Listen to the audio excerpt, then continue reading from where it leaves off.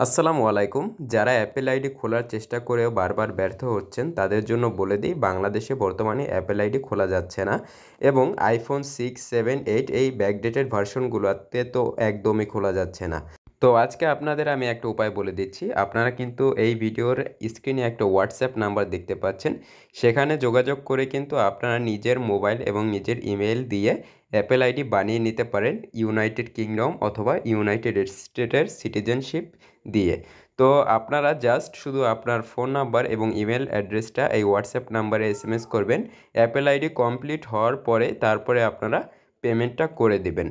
তো খুব সিম্পলি কিন্তু আপনারা এইভাবে অ্যাপেল আইডি করে নিতে পারেন। এবং আরেকটা বিষয় হচ্ছে, অ্যাপেল আইডি ছাড়া কিন্তু আইফোন চালানো একদমই অসম্ভব। আপনারা যত ইউটিউবে ঘাটাঘাটি করেন না কেন, যা ইচ্ছা তাই করেন, কিন্তু অ্যাপেল আইডি আপনারা কখনোই খুলতে পারবেন না। কারণ হচ্ছে বর্তমানে বাংলাদেশে অ্যাপেল আইডি খোলা যাচ্ছে না। তো এটার কারণে কিন্তু এখন অনেকেই কিন্তু এই অ্যাপেল আইডি তারা ক্রিয়েট করিয়ে নিচ্ছে অন্যান্য যে ডেভেলপার দ্বারা।